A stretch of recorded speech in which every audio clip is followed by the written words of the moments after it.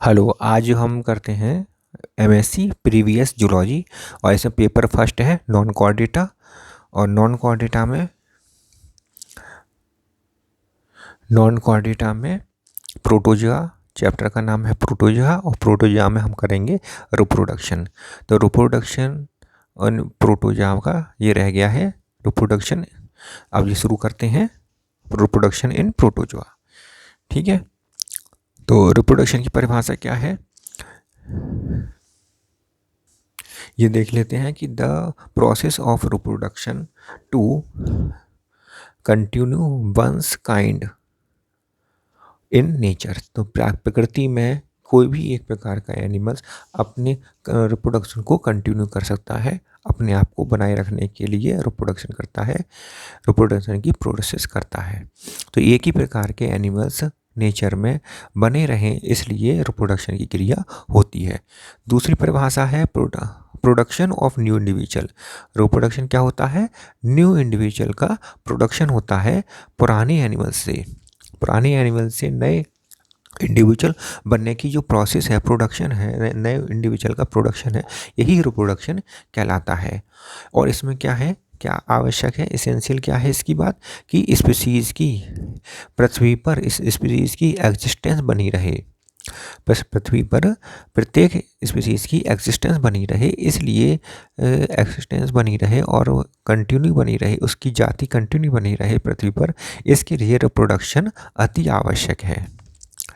Reproduction जो होता है प्रोटोजोआ में दो प्रकार का होता है, असेक्सुअली और सेक्सुअली। दो प्रकार से होता है। असेक्सुअली रिप्रोडक्शन में हम देख सकते हैं कि ये बाइनरी फिशन द्वारा होता है। पहला है बाइनरी फिशन द्वारा होता है। बाइनरी फिशन भी चार प्रकार से होता है, simple binary fission, longitudinal binary fission, transverse binary fission और ओब्लिक बाइनरी फिशन। तो बाइनरी फिशन कितने प्रकार का हो गया? चार प्रकार से होता है। बाइनरी फिशन के बाद अगला आता है मल्टीपल फिशन। बाइनरी फिशन के बाद अगला क्या आएगा? Multiple fission. मल्टीफिशन को स्पोरुलेशन भी कहते हैं। ठीक है, और ये होता है चार प्रकार से, तीन प्रकार से होता है। साइजोगोनी, इसे एगैमोगोनी भी कहते हैं, साइजोगोनी, दूसरा है गैमोगोनी, स्पोरोगोनी। तीन प्रकार से होता है, साइजोगोनी, गैमोगोनी और स्पोरोगोनी। तीसरा है प्लाज्मोटोमी। पहला बाइनरी फिशन, दूसरा मल्टीपल फिशन और तीसरा है प्लाज्मोटोमी। प्लाज्मोटोमी नाम से पता चल रहा है, प्लाज्मो मतलब साइटोप्लाज्म, टोमी मतलब डिवाइड, साइटोप्लाज्म डिवाइड होता है इसमें केवल। तीसरा है बडिंग द्वारा इसमें बड बनती हैं, ये जिमेशन, जिसे जिम्मा कहते हैं, जिमेशन की क्रिया होती है। असेक्सुअल रिप्रोडक्शन का पांचवा प्रकार है पार्थिनोजेनेसिस, बिना फर्टिलाइजेशन के एनिमल बनना, और रीजनरेशन भी क्रिया असेक्सुअल रिप्रोडक्शन में ही आती है। ठीक है, तो एक एक करके इनको हम कंप्लीट करते हैं। पहला क्रम शुरू करते हैं बाइनरी फिशन।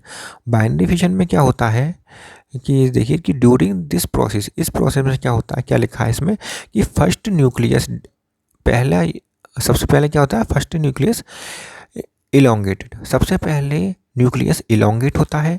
इलोंगेट होकर ये एमाइटोटिकली डिवाइड होता है, और इस डिवीजन को हम, न्यूक्लियस के डिवीजन को हम कैरियोकाइनेसिस कहते हैं। इसके बाद साइटोप्लाज्म डिवाइड होता है और इस क्रिया को हम साइटोकाइनेसिस कहते हैं।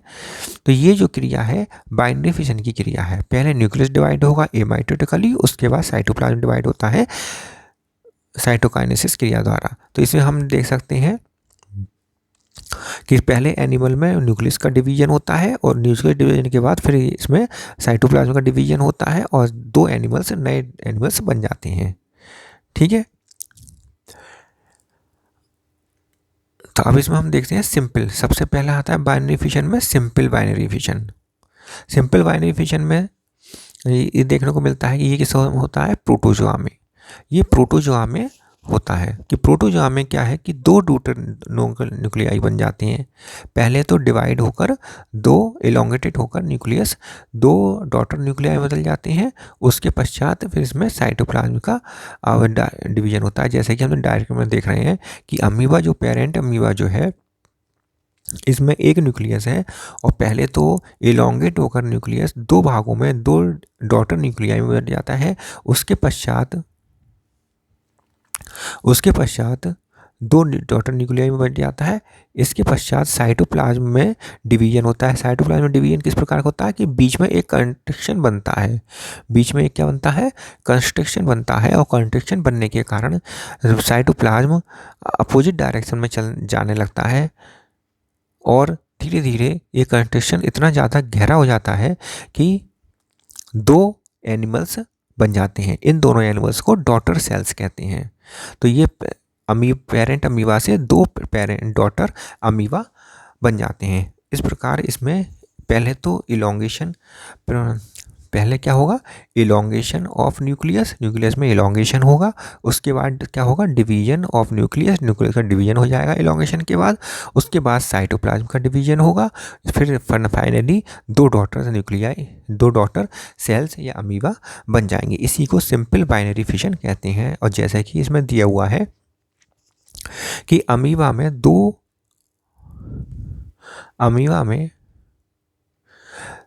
दो डॉटर न्यूक्लियाई बनती हैं, और ये दोनों डॉटर न्यूक्लियाई एक दूसरे से दूर दूर चली जाती हैं, अपोजिट डायरेक्शन चली जाती हैं। इसके बाद साइटोप्लाज्म का डिवीजन होता है, और साइटोप्लाज्म भी अपोजिट डायरेक्शन में जाने लगता है, जिसके कारण क्या है, दो स्मॉलर डॉटर इंडिविजुअल्स का निर्माण हो जाता है। न्यूक्लियस, और प्रत्येक में एक एक न्यूक्लियस होता है, और साथ ही साथ इसमें एक में पेरेंटल साइड कॉन्ट्रैक्टाइल वैक्यूल होती है, और दूसरे में नई कॉन्ट्रैक्टाइल वैक्यूल बन जाती है।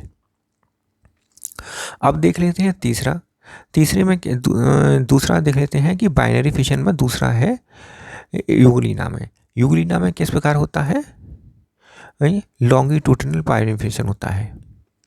लॉन्गिट्यूडिनल बाइनरी फिशन में क्या है कि देखिए, जैसे कि ये यूग्लिना है, ये है यूग्लिना, मेजर यूग्लिना। ये क्या है, मेजर यूग्लिना। मेजर यूग्लिना क्या काम करता है कि पहले तो इसमें फ्लैजेला दो बन जाते हैं, बिलीफेरलोप्लास्ट, और ये सब दो बन जाते हैं, बेसल ग्रेन्यूल्स दो बन जाते हैं, और फ्लैजेला डबल बन जाते हैं। साथ ही साथ न्यूक्लियस जो है वो ट्रांसवर्सली डिवाइड होता है। न्यूक्लियस कैसा होता है इसमें डिवाइड, ट्रांसवर्सली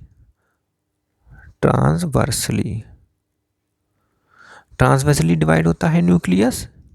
और न्यूक्लियस डिवाइड होने के पश्चात इसमें जो डिवीजन और साइटोप्लाज्म का डिवीजन होता है वो लॉन्गिट्यूडिनल होता है। साइटोप्लाज्म का डिवीजन कैसा होता है, लॉन्गिट्यूडिनल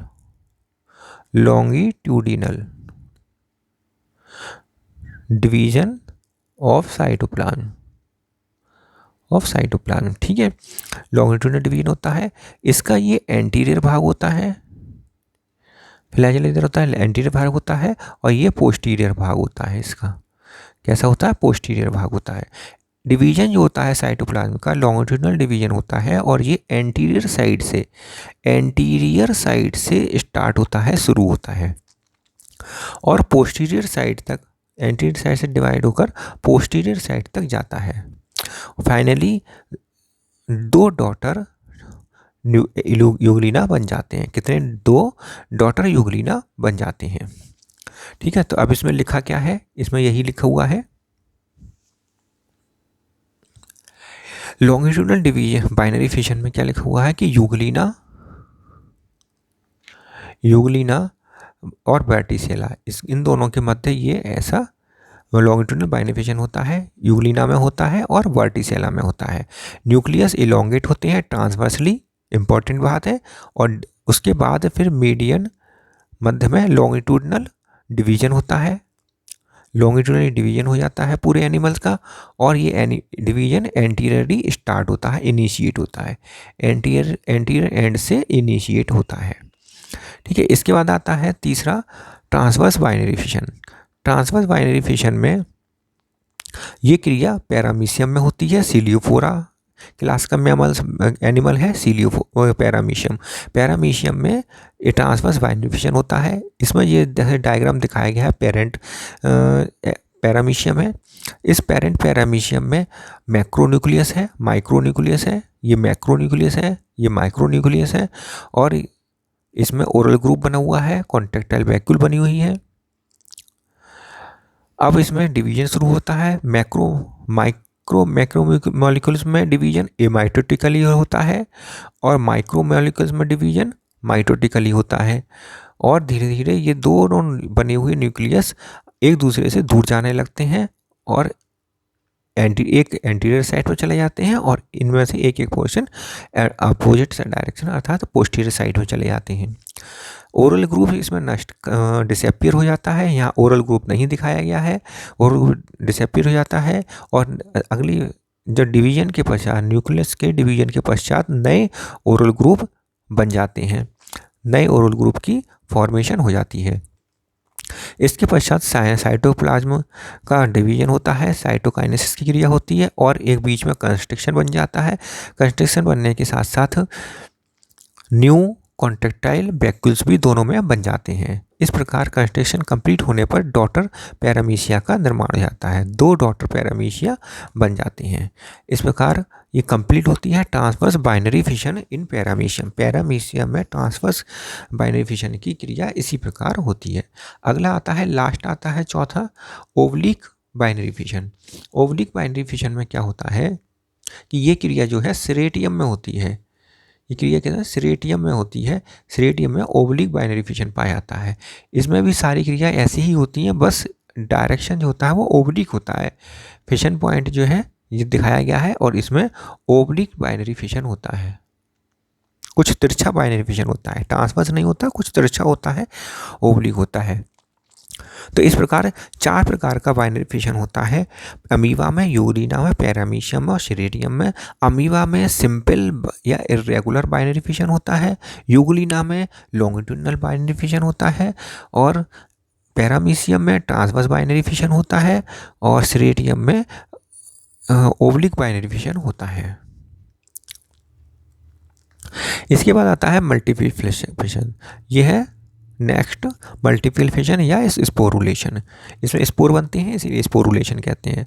इसमें क्या क्रिया है, वो क्या होगा कि मल्टीपल फिशन में कि न्यूक्लियस डिवाइड होगा रैपिडली, तेज़ी से न्यूक्लियस डिवाइड होता है, साइटोप्लाज्म का डिवीजन शुरू नहीं होता है। तो पहला पॉइंट तो यही है कि न्यूक्लियस तेज़ी से डिवाइड होता है, साइटोप्लाज्म का डिवीजन तेज़ी से इसमें नहीं हो पाता है। देखिए कैसा लिखा हुआ है इसमें, कैसा डायग्राम है, अमीबा के अंदर है। अमीबा में स्पोरुलेशन या मल्टीपल फिशन है। इसमें क्या होता है, ये न्यूक्लियस है और न्यूक्लियस में तेज़ी से न्यूक्लियस में डिवीजन होता है, स्पोर क्रोमेटिन ब्लॉक्स बन जाते हैं और क्रोमेटिन तेज़ी से डिवाइड करते हैं और न्यूक्लियर मेम्ब्रेन फट जाती है और बाहर की तरफ ये सारे न्यूक्लियस बन जाती हैं। न्यूक्लियर मेम्ब्रेन डिसइंटीग्रेट हो जाती है धीरे धीरे और न्यूक्लियाई, कई सारे न्यूक्लियाई बन जाते हैं। प्रत्येक न्यूक्लियस की चारों तरफ साइटोप्लाज्म इकट्ठा हो जाता है और इसके चारों तरफ स्पोर केस बन जाता है, इसे हम स्पोर्स कहते हैं। कुछ साइटोप्लाज्म पेरेंट बॉडी में रह जाता है, कुछ साइटोप्लाज्म पेरेंट बॉडी में रह जाता है जो कुछ समय पश्चात नष्ट हो जाता है। ठीक है, स्पोर में के बाहर एक लेयर बन जाती है जिसे स्पोर केस कहते हैं, जिसे कहेंगे स्पोर केस कहेंगे। प्रत्येक स्पोर में एक न्यूक्लियस होता है और कुछ मात्रा में साइटोप्लाज्म होता है।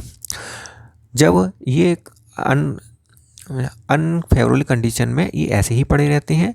जब फेवरेबल कंडीशन आती है तब स्पोर केस में से इस कुछ पोर होते हैं, उन पोर के माध्यम से ये एनिमल बाहर आ जाता है और बाहर आकर ये एडल्ट एनिमल में चेंज हो जाता है, एडल्ट अमीबा में चेंज हो जाता है। तो ये क्रिया जो होती है मल्टीपल फिशन वाली होती है, मल्टीपल फिशन की होती है, अर्थात न्यूक्लियस पहले कई बार डिवाइड कर लेते हैं, उसके बाद प्रत्येक न्यूक्लियस के चारों तरफ साइटोप्लाज्म इकट्ठा हो जाता है और उसके बाहर एक स्पोर केस बन जाता है। इसको हम स्पोर कहते हैं। प्रत्येक संरचना को स्पोर कहते हैं और स्पोर फेवरेबल कंडीशन में स्पोर केस में से बाहर आ जाता है एनिमल। अब हम इसे यहाँ पर पढ़ लेते हैं, यहाँ क्या क्या चीज़ लिखी हुई हैं, यही सब कुछ यहाँ लिखा हुआ है। देख लीजिए कि न्यूक्लियस डिवाइड होता है, रैपिडली डिवाइड होता है और साइटोप्लाज्म का डिवीजन नहीं होता है। बाद में साइटोप्लाज्म का डिवीजन होता है, सेपरेट हो जाता है और प्रत्येक न्यूक्लियाई के चारों तरफ ये इकट्ठा हो जाता है, एकत्र हो जाता है। कुछ भाग में कुछ भाग इसका रेजिडुअल साइटोप्लाज्म कहलाता है। जो शेष बचा साइटोप्लाज्म होता है उसे रेजिडुअल साइटोप्लाज्म कहते हैं। मल्टीपल फिशन का जो प्रोडक्ट होता है उसे स्पोर कहा जाता है। जाइगोट का जो मल्टीपल फिशन होता है, जाइगोट का जो मल्टीपल फिशन कब होता है तब जो बनता है उसे हम स्पोर कहते हैं। स्पोर के बाहर एक स्पोर केस होता है, स्पोर के बाहर क्या होता है, एक स्पोर केस होता है, जैसे कि मोनोसिस्टिस में देखा जाता है। मोनोसिस्टिस में स्पोर के बाहर स्पोर केस देखा जाता है, अमीबा में भी देखा जाता है। और ऐसा भी हो सकता है कि स्पोर के बाहर स्पोर केस ना हो, केवल स्पोर नेकेड ही हो, जैसे कि एंट अमीबा में देखा जाता है। स्पोर में स्पोर फ्लैजिलेटेड भी हो सकता है, जैसे कि क्लेमाइडोमोनास में देखा जाता है। स्पोर सीलिएटेड भी हो सकता है, जैसे कि सक्टोरिया में हमें देखा जाता है। ठीक है, इस प्रकार के स्पोर अलग अलग प्रकार से हमें देखे जा सकते हैं। सीलिएटेड स्पोर देखा जाता है, फ्लैजिलेटेड स्पोर, नेकेड स्पोर और स्पोर केस सहित स्पोर देखा जा सकता है। कुछ पैरासाइट होते हैं अमीबा प्रोटोजोआ, पैरासाइट प्रोटोजोआ होते हैं, कुछ फ्रेशवाटरी प्रोटोजोआ होते हैं। इनमें क्या होता है कि सिस्ट की फॉर्मेशन होती है, इनमें सिस्ट की फॉर्मेशन होती है। और सिस्ट कितने प्रकार का हो सकता है, अब ये देख लेते हैं कि सिस्ट जो है,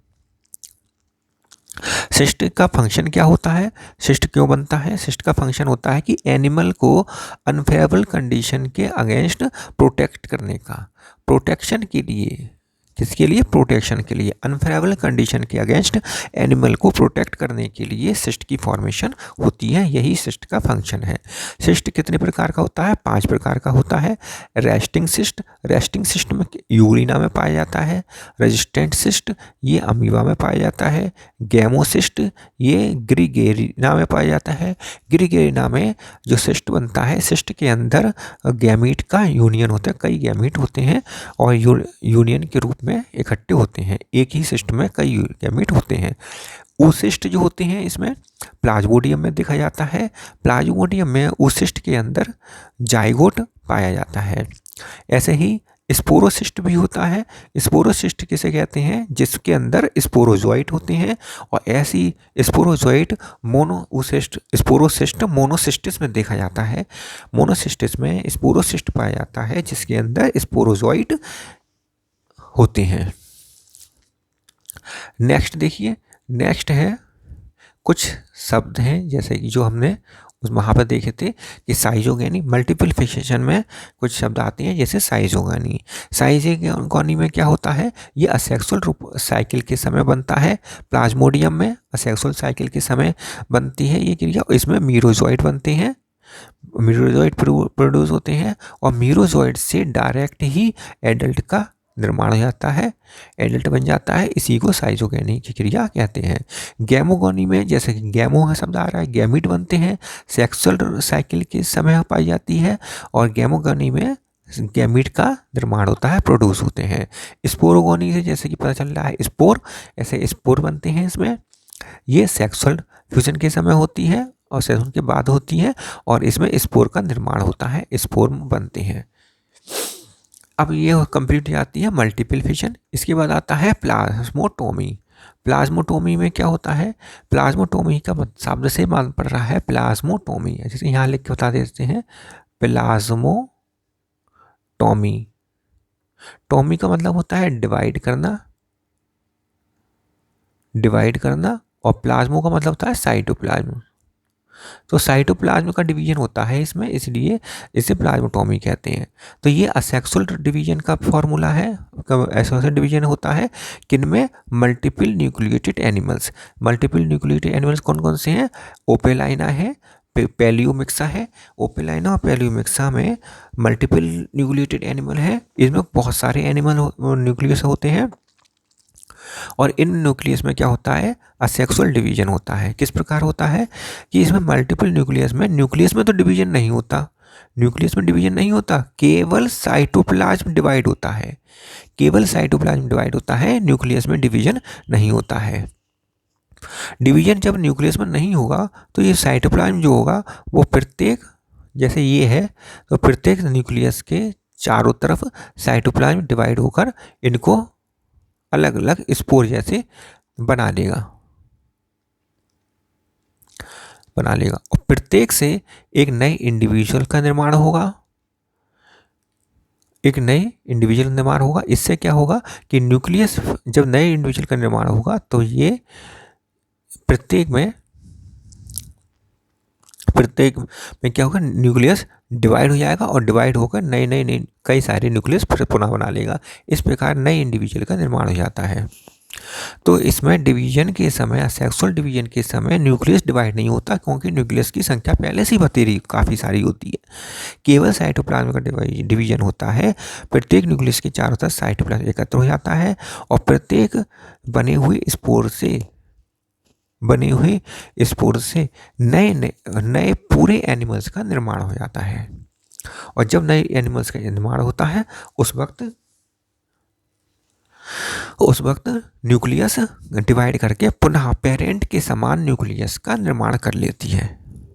इतने ज़्यादा डिवीजन होते हैं जितने पेरेंट में न्यूक्लियाई होते हैं, उतने न्यूक्लियाई दोबारा से बन जाते हैं।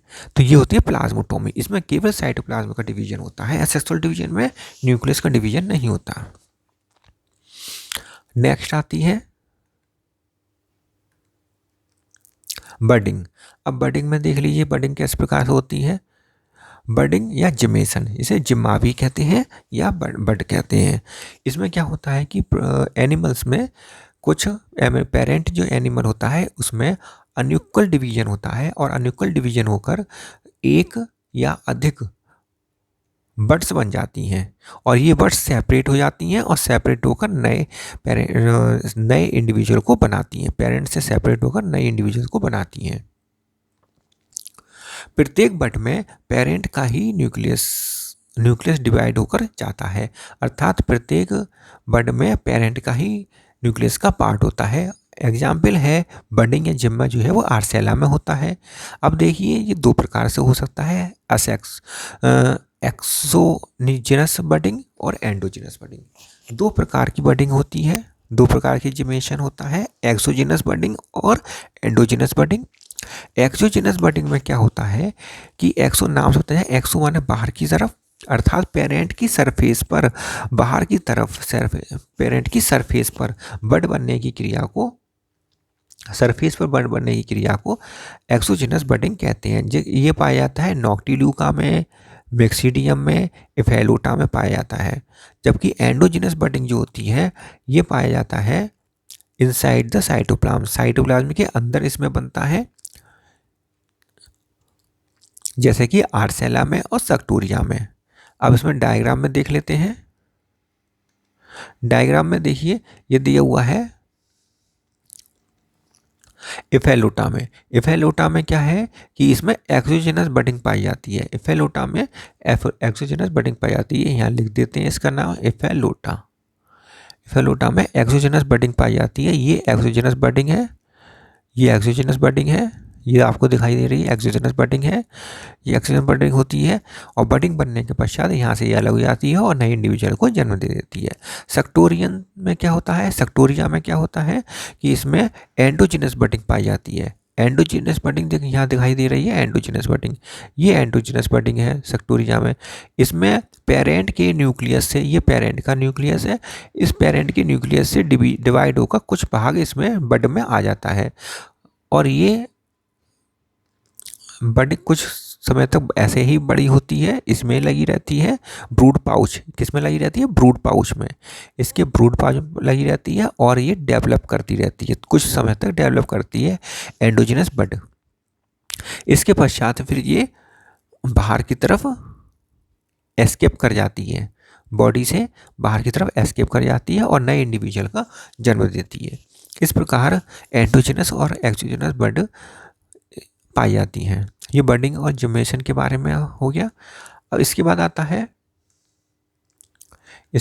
है पार्थिनोजेनेसिस की क्रिया।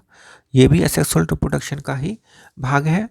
इसमें क्या होता है कि एबिलिटी ऑफ गैमीट की ऐसी क्षमता जिसमें एडल्ट बन जाए, मतलब गैमीट से एडल्ट बनने की जो क्षमता है, एबिलिटी है, उसको हम पार्थिनोजेनेसिस कहते हैं। और वो भी विदाउट फर्टिलाइजेशन के, बिना फर्टिलाइजेशन किए ही गैमीट से एडल्ट बनने की क्रिया को पार्थिनोजेनेसिस कहते हैं। इसमें क्या होता है, एक सेक्स अपोजिट सेक्स के साथ फर्टिलाइजेशन नहीं करता है। एक सेक्स का गैमीट अपोजिट सेक्स के गैमीट से फर्टिलाइजेशन नहीं करता है, डायरेक्ट ही एडल्ट का निर्माण कर देता है। जैसे कि potential gamete of Chlamydomonas. Chlamydomonas में क्या होता है कि सिंगैमी द्वारा डिवीजन होता है, सिंगैमी की क्रिया होती है। दो अपोजिट सेक्स आपस में मिलते हैं और इनके जो गैमीट है वो आपस में मिलकर नए इंडिविजुअल को बनाते हैं। लेकिन कभी कभी सिंगैमी की क्रिया फेल हो जाती है, नहीं बन पाती है। तब क्या होता है कि इसके जो गैमीट हैं पोटेंशियली खुद ही क्लेमाइडोमोनास का निर्माण कर देते हैं बिना फर्टिलाइजेशन के ही। ठीक है। दूसरा है एक्टिनोफिस। एक्टिनोफिस में क्या होता है कि इसमें जो गैमीट है, मेल गैमीट और फीमेल गैमीट दो दो होते हैं। ये दो दो होते हैं। एक तो आपस में फ्यूज कर जाते हैं और फ्यूज करके जाइगोट बना लेते हैं। ठीक है। और दूसरा जो होते हैं मेल का एक गैमीट, फीमेल का एक गैमीट, ये सेपरेटली अपने आप ही एडल्ट का निर्माण कर देते हैं। एडल्ट का निर्माण करते हैं, डायरेक्ट एडल्ट का निर्माण कर देते हैं बिना फर्टिलाइजेशन के ही। ठीक है। तो इसमें जो एक्टिनोफिलिस में इस प्रकार डिवीजन होता है, एसेक्सुअल रिप्रोडक्शन होता है कि एक न्यूक्लियस तो डिवाइड फ्यूज करते हैं, लेकिन एक न्यूक्लियस फ्यूज नहीं करता है, एडल्ट बना लेता है। क्लेमाइडोमोनास में अगर सिंगैमी नहीं हो पाती है तब गैमीट से नया इंडिविजुअल या क्लेमाइडोमोनास बन जाता है। इस प्रकार की क्रिया को पार्थिनोजेनेसिस की क्रिया कहते हैं। इसके बाद आता है रीजनरेशन की क्रिया। रीजनरेशन की क्रिया में क्या होता है, री माने पुनः, रिजनरेशन पुनः जनरेशन करना, किसी को बनाना। तो capacity to form new tissues to replace lost part. अगर किसी भाग को खो दिया है एनिमल ने या उसे टूट गया है, कट गया है, उस भाग को दोबारा से बना ले, दोबारा से नए टिश्यूज का निर्माण कर ले, उसी को हम कहते हैं, इस क्षमता को हम कहते हैं रीजनरेशन की क्षमता, रीजनरेशन या पुनरुद्भवन की क्षमता। जैसे कि एग्जाम्पल है प्रोटोजोआ। प्रोटोजोआ में क्या होता है कि जब इसमें न्यूक्लिएटेड पोर्शन कैपेबल रीजनरेशन, इसमें क्या होता है कि जब प्रोटोजोआ के कई भाग हो जाएं, कट जाए, कई भाग हो जाएं, और उन सभी भागों में जिनमें न्यूक्लियस पाया जा रहा है वो क्या काम करेगा कि न्यूक्लियस अगर पाया जा रहा है तो अपना रीजनरेशन की क्रिया करेगा और पूरा एनिमल बन जाएगा, अपने लॉस्ट हुए भाग को दोबारा से बना लेगा और नया एनिमल बन जाएगा। लेकिन अगर कोई भाग जिसमें न्यूक्लियस नहीं बन पाया है, नहीं आ पाया है, तो वो रीजनरेशन की क्रिया नहीं कर पाएगा और नष्ट हो जाएगा। ठीक है। स्टेंसर स्टेंटर, स्टेंटर में क्या होता है, दूसरा एनिमल है, दूसरा एग्जाम्पल है स्टेंटर। स्टेंटर में क्या होता है कि इसमें लॉन्ग चेन होती है, न्यूक्लियस की लॉन्ग चेन होती है। जब हम इसको, इस स्टेंटर को, लॉन्ग चेन होती है न्यूक्लियस की, और लॉन्ग चेन होने की वजह से क्या है कि जब हम इसे 3 भागों में काटते हैं तो प्रत्येक भाग से नया इंडिविजुअल बन जाता है, लॉस्ट भाग बन जाता है, प्रत्येक भाग से लॉस्ट भाग बन जाता है। इस प्रकार 3 नए इंडिविजुअल्स का निर्माण हो जाता है। स्टेंटर में क्या होता है कि इसमें लॉन्ग चेन होती है न्यूक्लियस की। जब ये किसी भागों में बंटता है तो प्रत्येक में न्यूक्लियस चला ही जाता है और अपने खोए हुए भाग को, टूटे हुए भाग को ये दोबारा बना लेता है और प्रत्येक भाग से नए नए एनिमल्स का निर्माण हो जाता है। प्रोटोजोआ में भी इसी प्रकार अगर नए भाग, कटे हुए भाग में न्यूक्लियस चला जाता है तब वो अपने रीजनरेशन द्वारा नए पूरे एनिमल को बना लेता है। इस प्रकार 6 प्रकार से एसेक्सुअल रिप्रोडक्शन की क्रिया होती है जो आज कंप्लीट हुई। अब इसके बाद नेक्स्ट वीडियो में हम क्या देखेंगे, सेक्सुअल रिप्रोडक्शन देखेंगे। ठीक है। तो इस वीडियो को यहीं समाप्त करते हैं। वीडियो पसंद आई तो लाइक करें, शेयर करें।